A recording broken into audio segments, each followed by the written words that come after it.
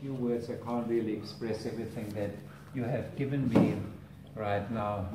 Father Peter, thank you. What I did, what I could achieve was to a great deal due to the fact that you cooperated, and as far as my support for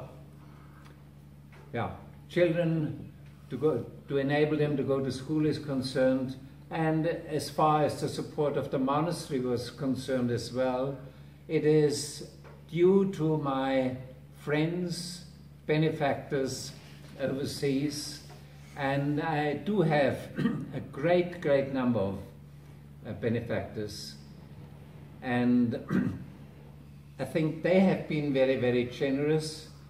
I hope that even if I go away from Inkamana, something of that support will still reach Inkamana Abbey. I will certainly try to do my best in this respect. But I'm going now, and you knew that 12 years ago, and I knew it 12 years ago, that when the 8th of February 2015 comes, then I will say goodbye to Inkamana, and you have said goodbye already to me. It is something that happens in a monastery.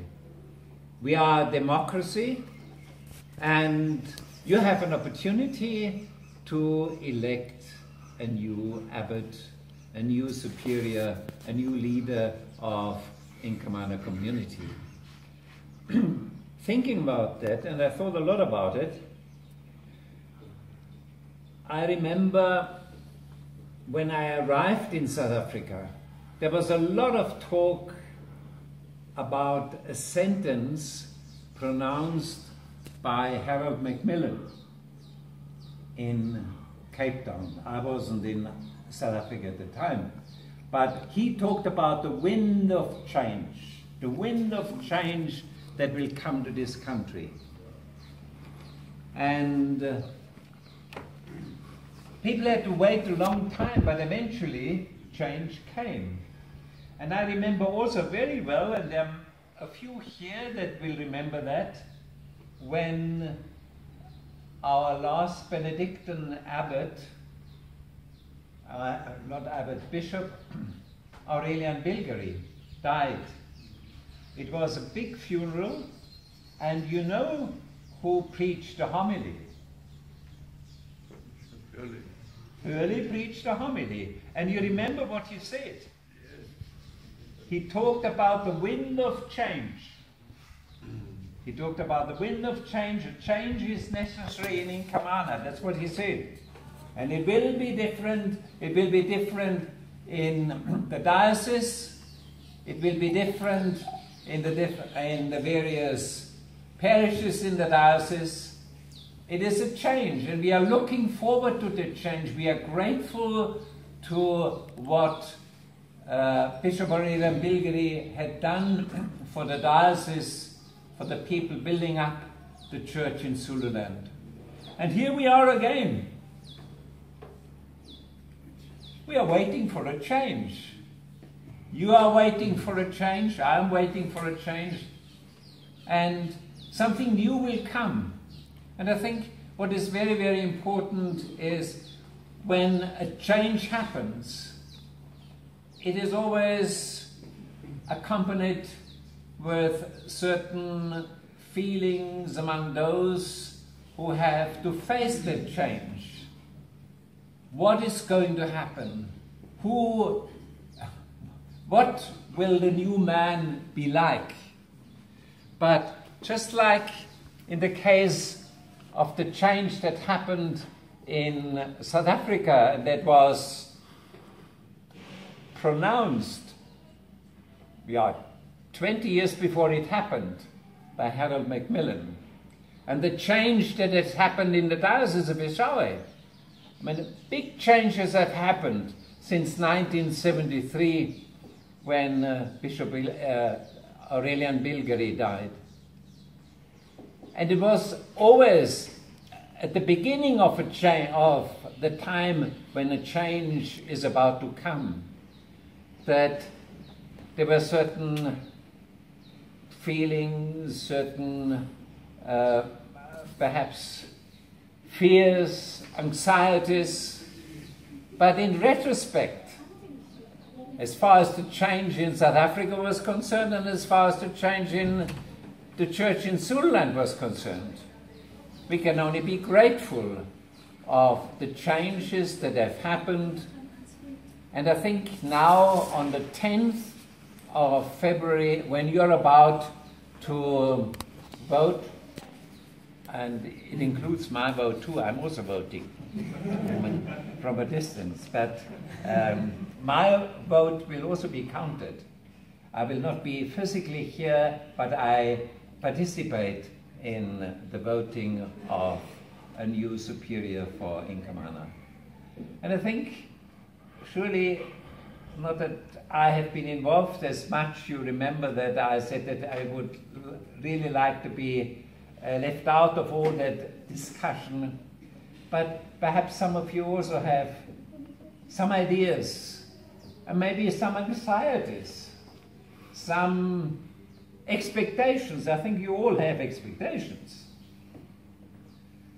And I think on the 10th of February, on the feast of Saint Scholastica will certainly assist us, assist you, and we are going to pray, have prayed already, we continue to pray for the assistance of the Holy Spirit. And then I think whatever happens, whoever is going to be elected, we trust that he will lead the community into the next decade or decades. It depends also on you, how you want the arrangement to be decided upon as far as the period of his office is concerned, that you are free to vote on this. But I think whatever happens, we have every reason to be positive and to really look forward to what is going to happen next. I'm certainly looking forward, and I will wait, not anxiously, expectantly, when I am in at Waldfrieden, waiting for the result of the vote on the 10th of February 2015. Again, thank you very much. Thank you for all your help that you have given me, the cooperation that you have given me. I know sometimes it was not perhaps very easy for you to give that cooperation, because the abbot had his own ideas and his own visions, but I think on the whole I can look back on those 12 years as a time well spent. I was not in South Africa. I actually was not in Inkamana at the time when I was elected, and at that time I did not want to come to South Africa for the election. I was at St. Ottilian, and when the phone call came and the Abbot Jeremias said to me, well, the community has elected you, are you accepting? I said, yes, I'm accepting because of one reason,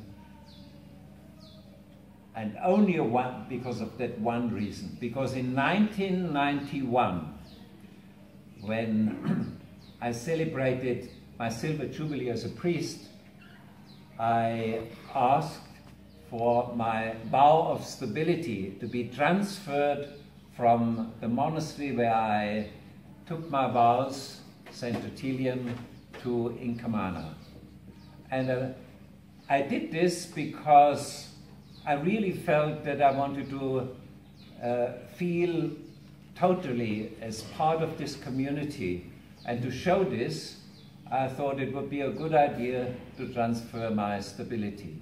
I was very happy at the time when I served the congregation as congregation secretary. But when the call came, then I said, yes, I did not want to become abbot, and in fact, I'm not one who is very keen on wearing this hat. I would rather wear that hat. You know that. But I came to serve, to do the service that I was asked to do. I don't know how well I did it. For the Peter, I think you probably, you must also remember that not everything went so smoothly, and it was also because of my shortcomings.